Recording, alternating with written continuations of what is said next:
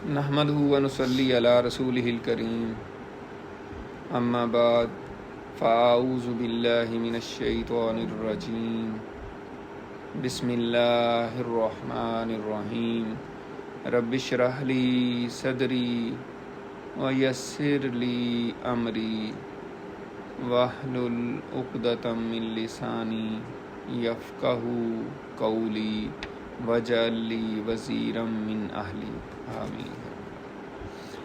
آج سورۃ البقرہ کی دو آیات کا مطالعہ کریں گے، آیت نمبر 116 اور 117۔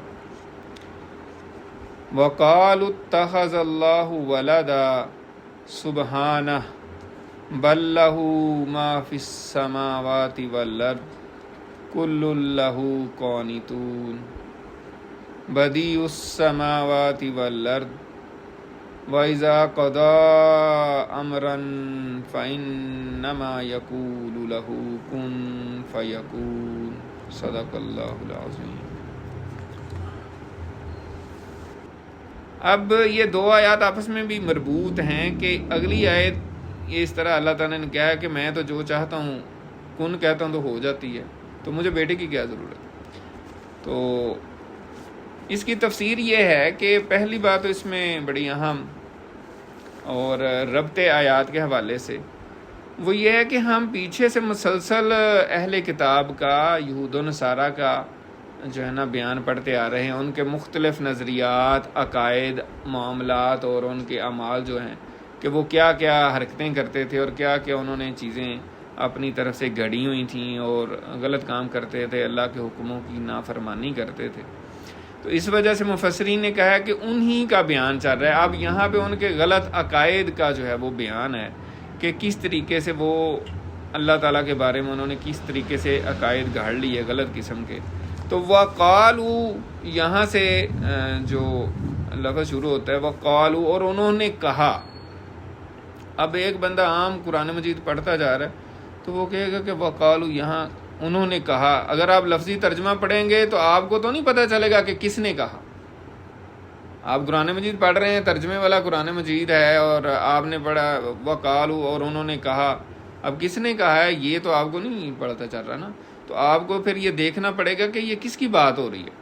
تو مفسرین نے بیان کیا ہے کہ اس سے مراد جو ہے وہ یہود و نصارہ ہیں کہ انہوں نے کہا۔ کیا کہا انہوں نے؟ وَقَالُوا اتَّخَذَ اللَّهُ وَلَدًا، کہ اللہ تعالیٰ نے کیا کیا ہے؟ لے لیا ہے، بنا لیا ہے والدہ اولاد۔ والدہ کا مطلب جو ہے نا لفظی مطلب جو یہ اس میں جنس ہے، اور اس کا مطلب انگلش میں ہم کہہ سکتے ہیں چائلڈ، بچہ یعنی اولاد۔ تو اس میں وہ بیٹا بھی ہو سکتا ہے، بیٹی بھی ہو سکتی ہے، زیادہ بھی ہو سکتے ہیں، کم بھی ہو سکتے ہیں۔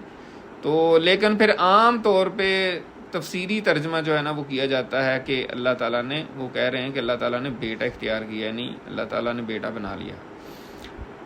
تو اب یہ جو بات انہوں نے کی ہے تو یہ کس کس نے کی ہے، یہ بڑی اہم بات ہے، یعنی اللہ تعالیٰ کی اولاد کے بارے میں کس کس کے عقائد ہیں، تو یہ بڑا اہم نقطہ ہے۔ تو سب سے پہلے تو ہم بتا رہے ہیں کہ یہود و نصارہ کا یہ عقیدہ تھا، پھر اس کے بعد جو ہے نا مشرکین عرب جو ہیں وہ بھی کہتے تھے، سورہ بنی اسرائیل میں آتا ہے کہ وہ کہتے ہیں، اللہ تعالیٰ نے فرمایا کہ کیا اللہ تعالیٰ نے تمہیں تو بیٹے دیے ہیں اور تم اللہ تعالیٰ کے بارے میں کہتے ہو کہ اللہ تعالیٰ نے بیٹیاں اختیار کی ہیں، تو یہ تم کیسے فیصلے کرتے ہو؟ تو اس وجہ سے اس حوالے سے قرآن مجید میں بھی پھر یہ مضمون آتا ہے مختلف جگہ پہ۔ سورہ توبہ میں اللہ تعالیٰ نے فرمایا، سورہ توبہ آیت نمبر 30 میں، وَقَالَتِ الْيَهُودُ عُزَيْرٌ ابْنُ اللَّهِ وَقَالَتِ النَّصَارَى الْمَسِيحُ ابْنُ اللَّهِ، کہ یہودی جو ہیں انہوں نے کہا کہ عزیر علیہ السلام اللہ کے بیٹے ہیں، نعوذ باللہ، اور اسی طرح جو عیسائی ہیں انہوں نے کہا کہ مسیح یعنی حضرت عیسیٰ علیہ السلام اللہ کے بیٹے ہیں۔ تو یہ ان کی ایسی باتیں ہیں، فضول باتیں ہیں، یہ ایسی کوئی بات نہیں ہے، ٹھیک ہے۔ اسی طریقے سے جو ہے سورہ مریم میں اللہ تعالیٰ نے ان کے اسی طرح کے باطل عقائد کا ذکر فرمایا، اور بہت ہی زوردار طریقے سے، اور جتنا یہ خطرناک معاملہ ہے۔ اب دیکھیں آپ یہاں بیٹھے ہیں، ہم ایک مسلمان ملک میں بیٹھے ہوئے ہیں جہاں 98% مسلمان ہیں اور ہم سب الحمدللہ توحید پہ ہیں، ہمارا ایسا کوئی چکر نہیں، تو آپ کو اس بات کی شدت کا شاید احساس نہیں ہو رہا ہوگا اس طرح لیکن جو یورپ وغیرہ میں رہتے ہوں یا ایسے ملکوں میں جہاں پہ لوگ حضرت عیسیٰ کو اللہ کا بیٹا مانتے ہیں، یا اسی طرح یہ 7 ملک ہے ہمارے ادھر، ٹھیک ہے، جو ہندوستان ہے، تو وہ دیکھیں انہوں نے کیا کیا بنایا ہوا ہے. تو وہاں پہ پھر ایسے ماحول میں آپ کو سمجھ آتی کہ لوگ کس کس طرح کے عقیدے اور خیالات رکھتے ہیں. تو یہ قرآن مجید تو قیامت تک کے لیے اور ہر جگہ کے لیے ہے، ٹھیک ہے. تو آپ اب یہاں ہم پڑھ رہے ہیں تو ہمیں شاید اتنا فیل نہیں ہو رہا کہ یہ کتنا اہم مضمون ہے، لیکن یہ تو قیامت تک کے لیے اور ایسی جگہوں پہ بھی قرآن مجید پڑھا جا رہا ہوگا اور جب پڑھا جاتا رہے گا جہاں پہ لوگ اس طرح کے عقائد کے حامل ہوں گے اور دنیا میں پتہ نہیں کیا کیا کچھ چل رہا ہے. تو وہاں پہ پھر یہ بات جو ہے زیادہ شدت کے ساتھ جو ہے نا وہ محسوس ہوگی کہ یہ تو بڑی غلط بات ہے.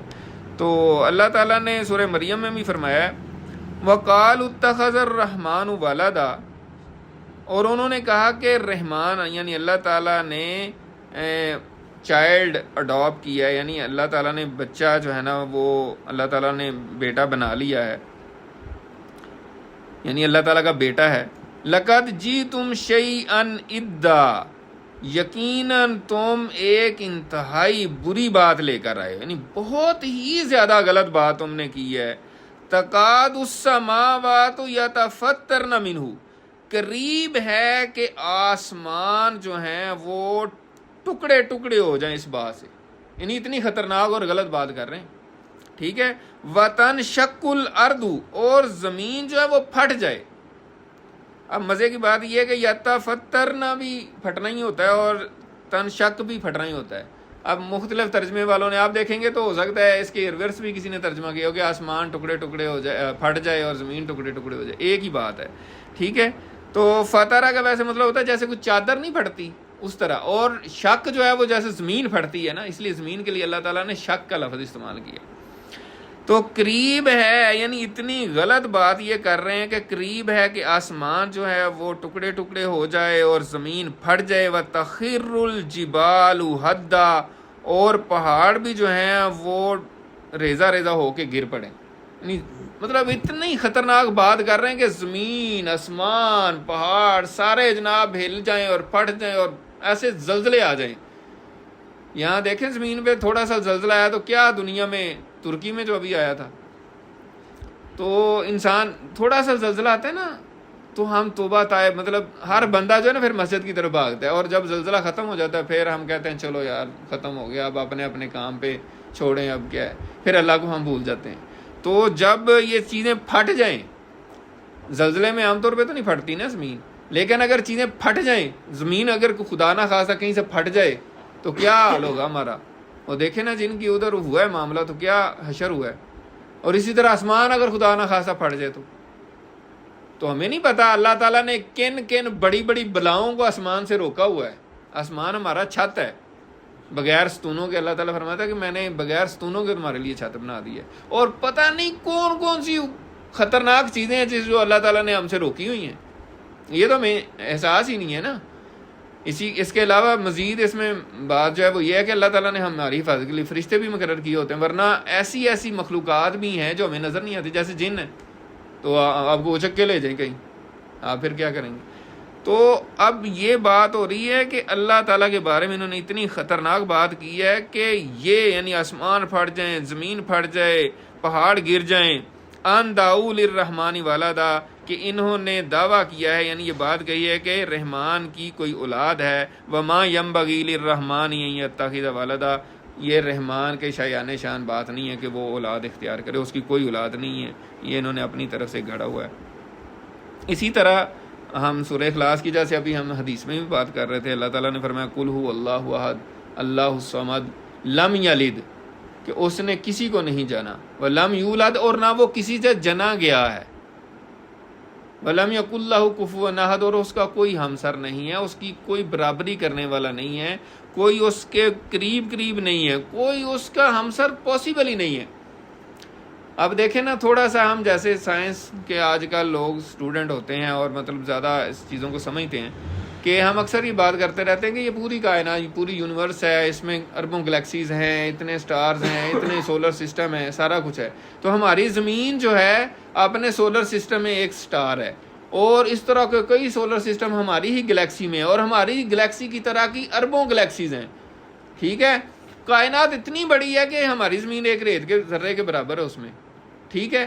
اور پھر جس نے یہ ساری کائنات پیدا کی ہے, ٹھیک ہے, اس کا اندازہ لگائیں. اور یہ سارے ساتوں زمین و آسمان اور جو کچھ بھی ہے اللہ کی, پہلے بھی میں نے بیان کیا تھا کہ اللہ کی کرسی کے سامنے ایسے ہیں جیسے ایک بہت بڑے میدان میں ایک چھوٹی سی ایک انگوٹھی, ایک رینگ, ایک جو ہے نا وہ رکھی ہو. اور پھر اللہ کے عرش کے سامنے اللہ کی کرسی اتنی ہے. تو اللہ تعالیٰ کی کائنات کتنی بڑی ہے اور اللہ تعالیٰ کتنا بڑا ہے اس کا کسی کو اندازہ ہی نہیں ہے. اور کوئی کہے کہ جی اللہ تعالیٰ کا بیٹا ہے, نعوذ باللہ, یا ایسی باتیں کرتے ہیں لوگ, شریک ٹھہراتے ہیں. اسی وجہ سے کہا گیا ان الشرک لظلم عظیم, کہ اللہ تعالیٰ کے ساتھ کسی کو شریک ٹھہرانا, کہ اللہ بھی کرتا ہے یہ سارا کچھ, اللہ بھی کر رہا ہے, لیکن یہ بندہ بھی یا یہ جن یا یہ کوئی جانور یا یہ کوئی اور چیز یہ بھی کچھ ایسے کام کر لیتی ہے جو اللہ تعالیٰ کرتا ہے, نعوذ باللہ. تو اس کا مطلب ہوتا ہے اللہ کے ساتھ آپ شریک ٹھہرا رہے ہیں. وہ کہاں, مطلب آپ کی ساری زمین ہی کچھ نہیں ہے, تو اس پہ رہنے والی چیزیں مخلوقات جو بھی ہوں, چاند, سورج, ستارے, یہ سارا آپ کبھی وہ دیکھیں ویڈیو نا, تو آپ کا سارا سولر سسٹم تھوڑی دیر بعد جو ہے نا وہ ایک ڈاٹ سا نظر آئے گا, پھر وہ بھی غائب ہو جائے گا. تو اللہ کی کائنات اتنی بڑی ہے اور انسان ایسی ایسی باتیں کرتا ہے کہ عجیب و غریب. اور اسی حوالے سے پھر حدیث ہے, اس کی شدت کو مزید واضح کرنے کے لیے بخاری شریف کی حدیث ہے, حدیث قدسی ہے. حضرت عبداللہ بن عباس رضی اللہ تعالیٰ عنہ فرماتے ہیں کہ اللہ تعالیٰ نے فرمایا, حدیث قدسی وہ ہوتی ہے جو اللہ تعالیٰ ہی کی بات ہوتی ہے. تو اللہ تعالیٰ نے فرمایا کہ ابن آدم نے مجھے جھٹلایا حالانکہ اسے یہ زیبا نہیں تھا, اس کے لیے مناسب نہیں تھا, اور اس نے مجھے گالی دی.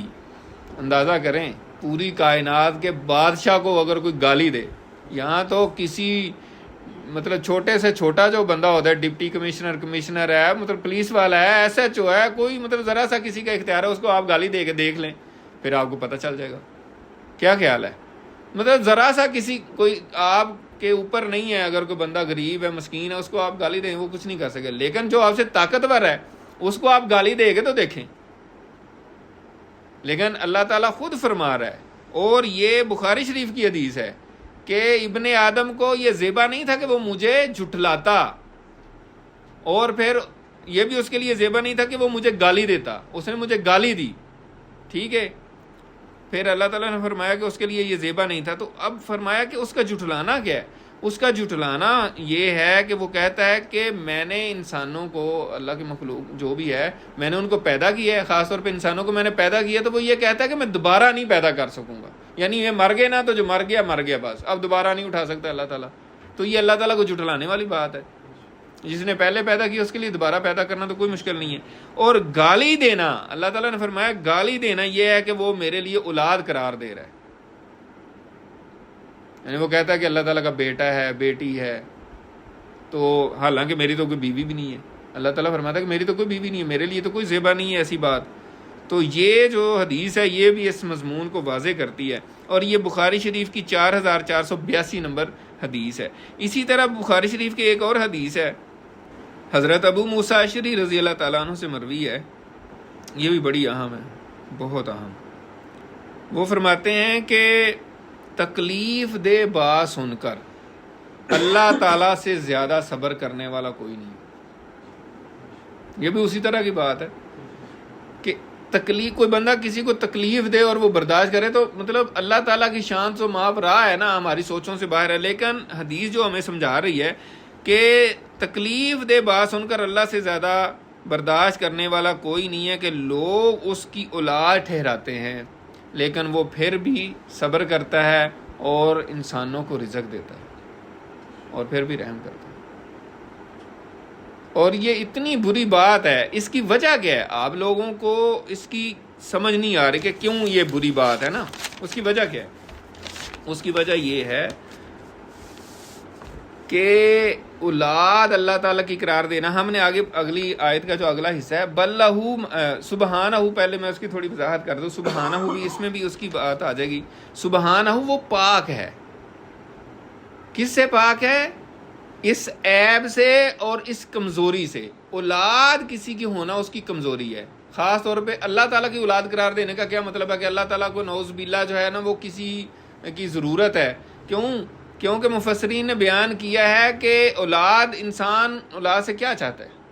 کہ عام طور پہ یہی ہوتا ہے نا کہ میں بوڑھا جب ہو جاؤں گا اولاد میری خدمت کرے گی، میرا سہارا بنے گی، ٹھیک ہے، اور مجھے کما کے لا کے دے گی، ٹھیک ہے، میرے کام کرے گی. تو اللہ تعالیٰ کہتا ہے کہ میں تو پوری کائنات ہی جو ہے نا وہ میری ہے، ٹھیک ہے، اور میں کن کہتا ہوں تو ہو جاتا ہے.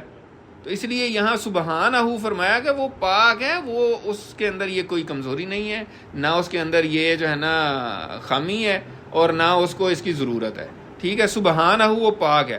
اس حوالے سے حضرت عبداللہ بن عباس رضی اللہ تعالیٰ عنہ سے مروی ہے، ان سے پوچھا گیا یہ سبحانہ کے بارے میں.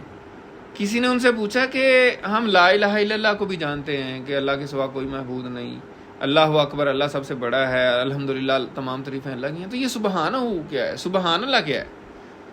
تو حضرت عبداللہ بن عباس رضی اللہ تعالیٰ عنہ نے بڑا اچھا جواب دیا، اور یہ بہت زیادہ احادیث ہیں، بہت زیادہ احادیث ہیں اس سے متعلق. مختلف مفسرین نے جو ہے نا مختلف احادیث بیان کی ہیں، کافی زیادہ. تو یہ مجھے سب سے زیادہ اچھی لگی. تو اس میں حضرت عبداللہ بن عباس رضی اللہ تعالیٰ عنہ نے جواب دیا کہ سبحان اللہ کا مطلب یہ ہے، یا سبحانہ جو یہاں لفظ ہے اس کا مطلب یہ ہے کہ وہ پاک ہے ہر طرح کے عیب سے، ہر طرح کے نقص سے، ہر طرح کی کمزوری سے. اور پھر ساتھ یہ بھی فرمایا جو ہمارے لیے بڑی اس میں حکمت ہے اور ہمارے لیے فائدہ مند ہے، وہ یہ ہے کہ انہوں نے فرمایا کہ یہ کلمہ وہ لوگ پڑھتے ہیں جو بڑے یعنی قابل احترام ہیں، یا بڑے عزت والے ہیں، یا جن کو اللہ تعالیٰ بڑا نوازے گا، اس طرح کے اس کا مفہوم نکلتا ہے. یعنی بہت ہی برگزیدہ لوگ جو ہے نا یہ کلمہ پڑھتے ہیں سبحان اللہ. اسی لیے وہ حدیث بھی بخاری شریف کی آخری حدیث مجھے اچانک سے ابھی یاد آ گئی ہے کہ کلمتان خفیفتان علی اللسان و ثقیلتان فی المیزان سبحان اللہ و بحمدہ سبحان اللہ العظیم. کہ دو کلمے جو ہیں جو زبان پہ تو بڑے ہلکے ہیں، لیکن وہ قیامت کے دن میزان عمل میں جو جہاں نیکیاں تولی جائیں گے اس میں بہت بھاری ہوں گے. وہ دو کلمے کیا ہیں؟ سبحان اللہ و بحمدہ سبحان اللہ العظیم. تو یہ دو کلمے جو ہے نا یہ پڑھتے رہنا چاہیے. اچھا، تو اسی وجہ سے اس سے آگے جو ہے نا اللہ تعالیٰ نے فرمایا بل لہ ما فی السماوات والارض، بلکہ وہ کائنات کا مالک ہے، یعنی زمین و آسمان میں پوری کائنات میں جو کچھ بھی چیزیں ہیں وہ اس کی ملکیت ہیں. اور جب ہر چیز اللہ کی ملکیت ہے تو پھر جو ملکیت ہوتی ہے وہ اولاد نہیں ہو سکتی. جو چیز آپ کی غلام ہے وہ اولاد نہیں ہو سکتی. تو اس طرح مفسرین نے یہ بات بیان کیا، یعنی لاجیکلی بھی اس کو وہ ثابت کیا ہے. کل لہ قانتون، سب کے سب جو ہے نا اس کے فرما بردار ہیں. امام قرطبی رحمۃ اللہ علیہ نے فرمایا کہ کل سے یہاں کلہم تمام کے تمام مراد ہیں، اور اس کی جو ہے نا پھر ہا اور میم کو حذف کر دیا گیا. تو کل لہ قانتون، سب کے سب اس کے فرما بردار ہیں. قرآن مجید میں اور جگہ بھی آتا ہے، مومنین کی صفات جب بیان کی گئی ہیں تو وہاں پہ قانتین قانتات کہا گیا کہ یعنی اللہ تعالیٰ کے فرمان بردار بندے اور فرمان بردار جو عورتیں ہیں. لیکن اس کے علاوہ بھی قانت کے جو ہے نا مفہوم جو بیان کیے گئے ہیں، اطاعت کے علاوہ 3 مفہوم بیان کیے ہیں. نمبر 1 اطاعت، نمبر 2 سکوت یا خاموشی، اور نمبر 3 قیام. تو اس حوالے سے اطاعت کی تو یہاں بات ہو گئی ہے کہ ہر چیز کائنات کی جو ہے وہ اللہ تعالیٰ کے سامنے مطیع ہے، فرما بردار ہے. یعنی everything of the universe has surrendered to ہم، یعنی اللہ تعالیٰ کے آگے ہر چیز جو ہے وہ اپنا آپ کو یعنی پیش کر چکی ہے کہ جو اللہ کا حکم ہے اس کے مطابق ہی وہ چل رہی ہے.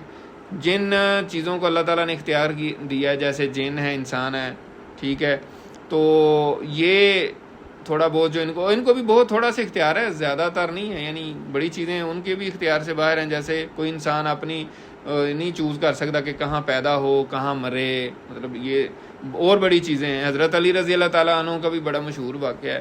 کسی نے ان سے پوچھا کہ جی تقدیر کیا ہے، میرا کتنا اختیار ہے؟ تو انہوں نے حضرت علی رضی اللہ تعالیٰ عنہ نے کہا کہ ایک ٹانگ اٹھاؤ. کھڑا تھا دونوں ٹانگوں پہ، تو اس نے ایک ٹانگ اٹھائی، تو انہوں نے کہا کہ آپ دوسری بھی اٹھا لو. تو اس نے کہا کہ یہ تو نہیں ہو سکتا. تو آپ نے فرمایا اتنا اختیار ہے انسان کو اور اتنا جو ہے وہ اختیار نہیں ہے. تو یہاں پہ جو بات اہم ہے وہ یہی ہے کہ پوری کائنات جب دیکھیں، چاند ہے، ستارے ہیں، سورج ہے، جیسے بھی ہم بات کر رہے تھے. اب سورج ہے جب سے سورج بنا ہے پتہ نہیں اربوں سال گزر گئے ہیں، اس بیچارے نے کبھی تک یہ نہیں کہا یا اللہ مجھے تو میں تھک گیا ہوں، ٹھیک ہے میں سے نہیں چلا جا رہا، میں تو آج نہیں نکلوں گا، کبھی کہا اس نے نہیں۔ اسی طرح چاند ہے، اسی طرح زمین گھوم رہی ہے۔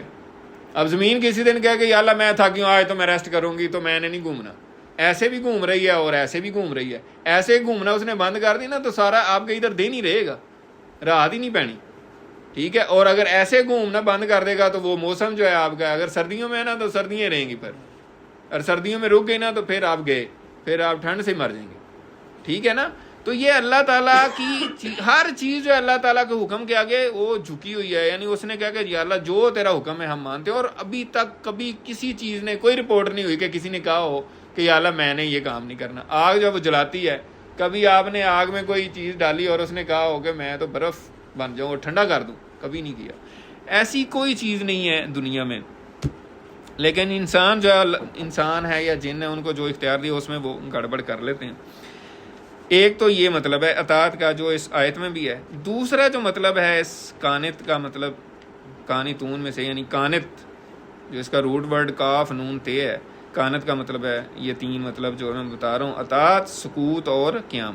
تو سکوت کے حوالے سے حضرت زید بن ارقم رضی اللہ تعالیٰ عنہ فرماتے ہیں کہ ہم ہجرت حبشہ سے پہلے نماز میں بات چیت کر لیا کرتے تھے، یعنی ہجرت حبشہ ہوئی آپ کو یاد ہے 5-6 ہجری میں ہوئی تھی، 5 ہجری میں، تو اس سے پہلے جو مسلمان نمازیں پڑھتے تھے نا تو آپس میں کھڑے ہیں تو آپس میں بات چیت بھی کر لیتے تھے تھوڑی بہت، نماز پڑھ رہے ہیں بیچ میں گیا اچھا یار کل کا کی پروگرام ہے، اس طرح تھوڑا سا نا، یعنی بات، پھر نماز پڑھتے اچھا یار وہ میں تو کل وہاں جا رہا ہوں، تو پھر آگے نماز پڑھنی شروع کر دیتے، اس طرح تھوڑی بہت بات چیت کر لیتے تھے۔ تو لیکن پھر اس کے بعد جو ہے نا یہ حضرت زید بن ارقم کہتے ہیں کہ پھر یہ اللہ تعالیٰ نے آیت اتاری، سورۃ البقرہ آیت نمبر 238 ہے، وَقُومُوا لِلَّهِ قَانِتُونَ، اور نماز میں کھڑے ہو جاؤ خاموشی کے ساتھ، یعنی نماز اب آپ نے پڑھنی ہے تو اس میں بولنا نہیں ہے، بات چیت منع ہو گئی، اس کے بعد پھر آپ نے نہیں بولنا، تو اس کے بعد آپ بول کے تو ذرا دکھائیں۔ پھر ہمارے فقہاء اکرام نے بتایا ہوا کہ جو بولے گا نماز ٹوٹ جائے گی، تو ہنسے گا پھر بھی ٹوٹ جائے گی، باقی اس کی ڈیٹیلز ہیں۔ اسی طرح اس کا جو تیسرا مطلب ہے وہ ہے قیام، وہ بھی حدیث میں اس کا مطلب واضح ہوا ہے۔ ایک حدیث میں آیا ہے افضل الصلاۃ طول القنوت،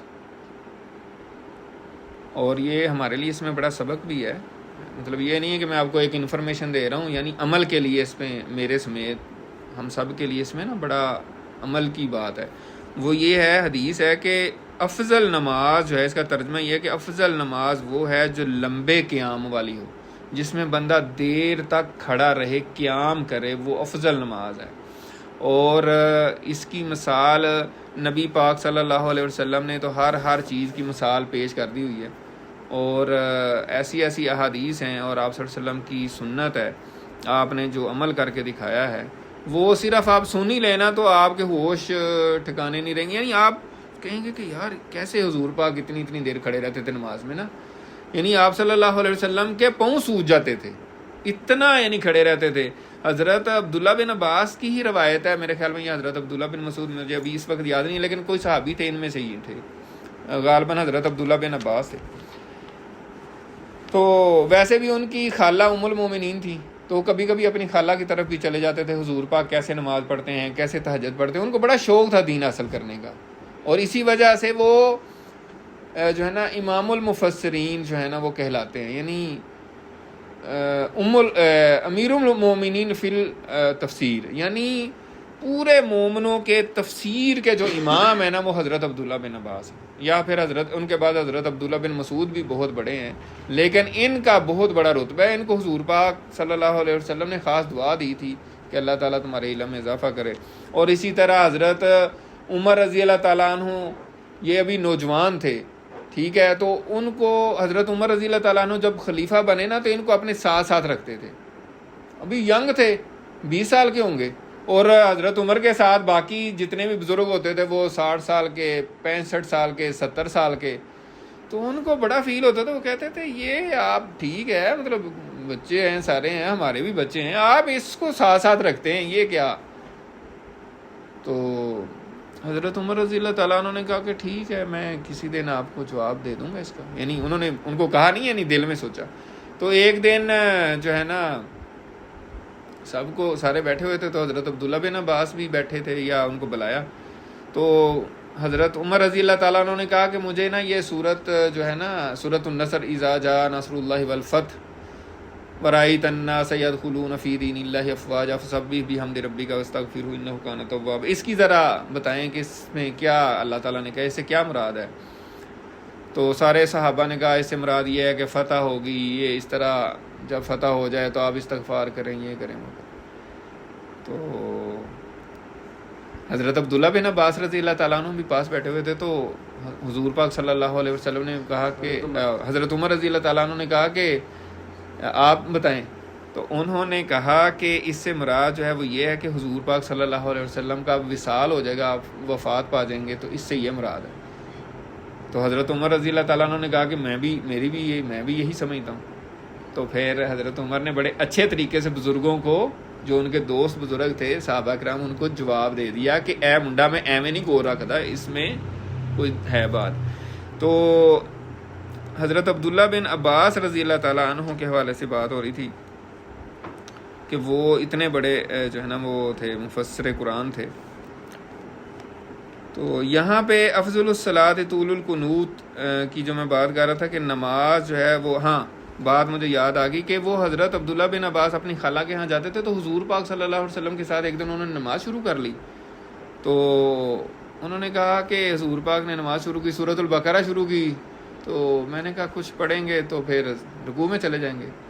پوری سورۃ البقرہ حضور پاک نے پڑھ لی. تو کہتے ہیں، میں نے کہا شاید آپ چلیں، سورت پوری پڑھ لی ہے، 2.5 پارے ہو گئے ہیں، تو اب حضور پاک رکوع میں چلے جائیں گے. تو حضور پاک نہیں رکوع میں گئے. اس کے بعد پھر سورہ آل عمران یا سورۃ النساء پڑھ لی، وہ بھی پوری پڑھ لی، پھر آل عمران پڑھ لی. اس میں تھوڑا سا فرق ہے، ترتیب سے نہیں ہے یہ حدیث میں نا. یعنی سورۃ البقرہ پڑھی، پھر سورۃ آل عمران پڑھی، وہ بھی مکمل ہو گئی، پھر بھی نہیں گئے، پھر سورۃ النساء پڑھ لی. ٹھیک ہے، مطلب اس طریقے سے کہ وہ آپ دیکھیں 4 5 6 سپارے ہو گئے نا. تو پھر کہتے ہیں میری ایک دفعہ نیت خراب ہو گئی کہ نماز توڑ کے بھاگ جاؤں، تو پھر بہرحال میں نہیں گیا. تو اس طرح کی روایات ہیں کہ حضور پاک ایک ایک رکعت میں اتنا قرآن پڑھتے تھے کہ جو ہم سارا دن ویلے رہ کے بھی نہیں پڑھتے. معذرت ہے، میں اپنا بتا رہا ہوں، کسی اور کا نہیں. یقین کریں، میں یہ چھٹیاں گزری ہیں نا، تو میں نے بڑی کوشش کی تھی، میں نے نیت بھی کی تھی، میں نے دوستوں سے شیئر بھی کیا تھا. سفیان بھائی کو بھی میں بتا رہا تھا یار میں نے ٹارگٹ یہ کیا تھا کہ 2 سپاروں سے زیادہ نہیں میں پڑھ سکا سارے دن میں. تو حضور پاک صلی اللہ علیہ وسلم کے پاؤں سوج جاتے تھے. تو اس وجہ سے کہا گیا ہے وہ جو ہے نا افضل الصلاۃ طول القنوت، کہ افضل نماز وہ ہے جو لمبی ہو، جس کا قیام لمبا ہو. اسی حوالے سے ایک اسکالر کا مجھے قول یاد آ گیا، مجھے بڑا پسند آیا، اور میں نے بڑا اس کو لکھا ہوا ہے ہائی لائٹ کر کے اپنی ڈائری میں بھی، کہ دین کی درستی کے بارے میں انہوں نے کہا کہ جب نماز صبر، سکون، خشوع و خضوع کے ساتھ اور لمبی نماز ہوگی تو آپ کا دین درست ہوگا، تب دین درست ہوگا. یعنی جب آپ نماز میں، ہم سب سے پہلے میں خود اور ہم سب، پھر یعنی نماز میں خشوع اور خضوع اختیار کریں گے، لمبی نماز پڑھیں گے، سمجھ کے پڑھیں گے، ہاں سمجھ کے بھی انہوں نے کہا سمجھ کے پڑھیں گے، تو پھر آہستہ آہستہ نا آپ کا دل لگے گا، اور آہستہ آہستہ پھر وہ معاملات جو ہے نا آپ واقعی اس میں، جب ہم جلدی پڑھتے ہیں تو وہ بس نا فرض ہی پورا ہوتا ہے، باقی جو نماز کے فوائد ہیں اس طرح حاصل نہیں ہوتے. اسی طرح قنوت، آپ دعائے قنوت بھی پڑھتے ہیں کہ نہیں پڑھتے ہیں نا. تو اس کا کیا مطلب ہوتا ہے دعائے قنوت؟ کبھی آپ نے سوچا ہے؟ دعائے قنوت یعنی دعائے فرما برداری، یعنی ہم اللہ تعالیٰ کے آگے عاجزی اختیار کرتے ہوئے دعا کرتے ہیں، یعنی فرما برداری کی دعا کرتے ہیں کہ یا اللہ تو ہی ہمارا کارساز ہے، جو ہے نا تو ہی ہمارا جو ہے نا مالک ہے، ہم تجھ سے ہی مدد مانگتے ہیں، ہم تیرے ہی بندے ہیں، تجھ سے ہی جو ہے نا تجھ پر بھروسہ کرتے ہیں، تیرا شکر ادا کرتے ہیں. وہ ساری باتیں جو ہم دعائے قنوت میں پڑھتے ہیں، آپ اس کا ترجمہ پڑھ لیں. تو دعائے قنوت کیا ہے؟ یعنی فرما برداری کی دعا ہے، اپنے آپ کو سرنڈر کرنے کی، اپنے آپ کو پیش کرنے کی، اللہ کے حضور جھکنے کی کہ یا اللہ ہم تو کچھ نہیں کر سکتے، یعنی تو ہی ہمارا والی وارث ہے، تو ہی ہمارا سارا کچھ کرنے والا ہے. تو دعائے قنوت جو ہے جب پڑھیں تو یہ یاد رکھیں. اب آگے جو آیت آ گئی ہے بدیع السماوات والارض، وہ پیدا کرنے والا ہے آسمان و زمین کو. بدیع کا میں نے آپ کو مختصراً بتایا تھا. تو بدیع کا مطلب ہوتا ہے اوریجنیٹر، یعنی جو پہلے کوئی چیز موجود نہ ہو. ٹھیک ہے، بدا یبدأ سے بدیع بنتا ہے. بدیع کا مطلب ہوتا ہے کہ بغیر کسی چیز کے کوئی پیدا کرنے والا، یعنی وہ اللہ تعالیٰ کی ذات ہے. یعنی کوئی میٹر نہیں ہے، کوئی مٹیریل نہیں ہے، کوئی مادہ نہیں ہے، کوئی ڈیزائن نہیں ہے، کوئی نقشہ نہیں ہے، کچھ بھی نہیں ہے، اور کن کہے اور پیدا ہو جائے. ٹھیک ہے، کوئی انسان، کوئی سائنٹسٹ کبھی بھی قیامت تک ایسا نہیں کر سکے گا. ٹھیک ہے، تو ہے بدیع السماوات والارض، جس نے آسمان و زمین کو بغیر مادے کے، بغیر مٹیریل کے، بغیر ڈیزائن کے، بغیر نقشے کے پیدا کیا ہے. ٹھیک ہے نا، the originator of heavens and the earth without any material and design, یعنی کسی قسم کا ڈیزائن نہیں تھا، پہلے کچھ بھی نہیں تھا. ٹھیک ہے، تو اس نے ان کو پیدا کر دیا. تو جب وہ بغیر کسی چیز کے کچھ آسمان و زمین کو اس نے پیدا کر دیا ہے تو پھر اس کے لیے کوئی مسئلہ ہی نہیں ہے، اس کو کسی بیٹے کی ضرورت نہیں ہے. وَإِذَا قَضَىٰ أَمْرًا، اور جب بھی کبھی کسی فیصلے کا وہ ارادہ کرتا ہے، کوئی کام کرنا چاہتا ہے، کوئی ارادہ کرتا ہے، فَإِنَّمَا يَقُولُ لَهُ كُن فَيَكُونُ، تو وہ بس اتنا ہی کہتا ہے ہو جا، تو وہ ہو جاتی ہے. اور اس کی بھی قرآن مجید میں مختلف صورتوں میں آتا ہے. سورہ یاسین میں آتا ہے اذا اراد شیئا ان یقول له کن فیکون، جب وہ کسی چیز کا ارادہ کرتا ہے تو کہتا ہے ہو جا تو ہو جاتی. اسی طرح سورہ مومن میں آتا ہے آیت نمبر 68 میں هو الذی یحیی و یمیت فاذا قضى امرا فانما یقول له کن فیکون، کہ وہی زندہ کرتا ہے، وہی مارتا ہے، اور جب وہ کسی کام کا ارادہ کرتا ہے تو کہتا ہے ہو جا تو وہ ہو جاتی ہے. تو اب اس کو کیا ضرورت ہے کہ وہ کوئی بیٹا اختیار کرے؟ تو یہ انسانوں نے اپنی طرف سے گھڑ لیا ہے. اور یہاں پہ بھی مفسرین نے کہا کہ یہ اس چیز کو ہی بیان کیا گیا ہے کہ اللہ تعالیٰ جب کن سے ہر چیز کر رہا ہے تو اس کو کسی کی کوئی ضرورت نہیں ہے، وہ محتاج نہیں ہے، وہ کمزور نہیں ہے، اور کسی قسم کی اس کی کوئی اولاد نہیں ہے. تو یہ اللہ تعالیٰ کی اصل میں اس میں شان بیان کی گئی ہے، اللہ کی قدرت بیان کی گئی ہے. اور دوسری جو اس میں اہم بات ہے وہ یہ ہے کہ کار ساز، اور پھر کن فیکون کے حوالے سے بعض مفسرین نے کہا ہے کہ اس میں اللہ تعالیٰ کی تقدیر کا بھی بیان ہے کہ اللہ تعالیٰ جب چاہے جو چاہے وہ کرتا ہے، اور وہ جو کرتا ہے وہ ٹھیک کرتا ہے، اور کائنات میں جو کچھ بھی ہو رہا ہے اس کی مرضی سے ہو رہا ہے اور اس کی مشیت سے ہو رہا ہوتا ہے. ہم انسان پریشان ہو جاتے ہیں کہ ایسا کیوں ہے، ویسا کیوں ہے، ایسا کیوں نہیں ہوا، ویسا کیوں ہوا. تو اس کی حکمتیں وہی جانتا ہے.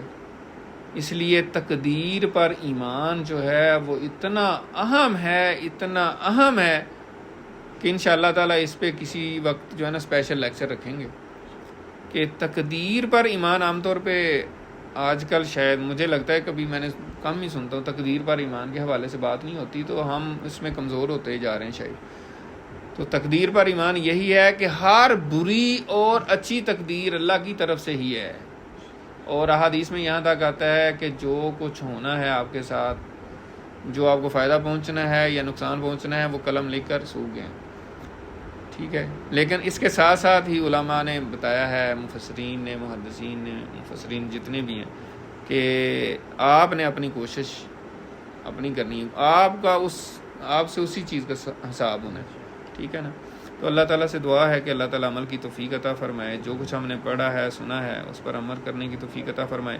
اس حوالے سے پہلے کئی دفعہ میں بات کرتا رہتا ہوں، جو ریفرنسز ہیں جو ہم تفاسیر کنسلٹ کرتے ہیں اس حوالے سے، وہ میں آج تھوڑا سا بتا دوں.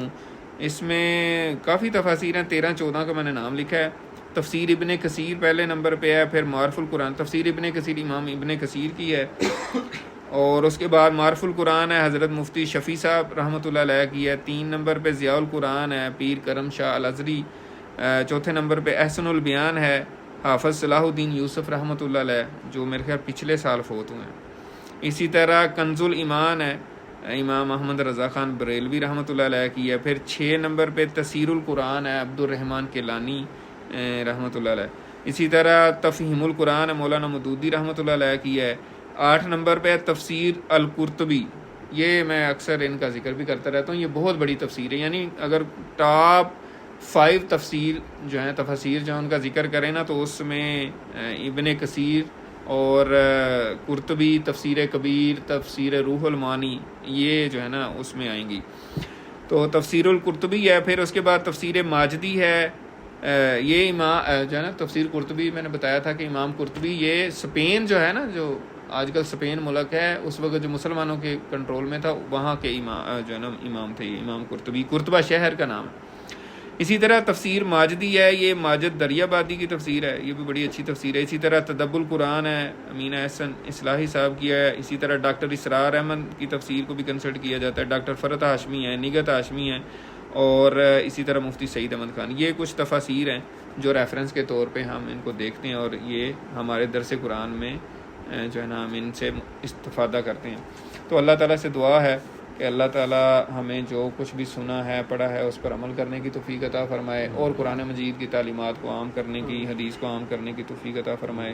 وآخر دعوانا ان الحمد للہ رب العالمین. سبحانک اللہم و بحمدک نشہد ان لا الہ الا انت نستغفرک و نتوب الیک. والسلام علیکم ورحمۃ اللہ. جزاکم اللہ خیر.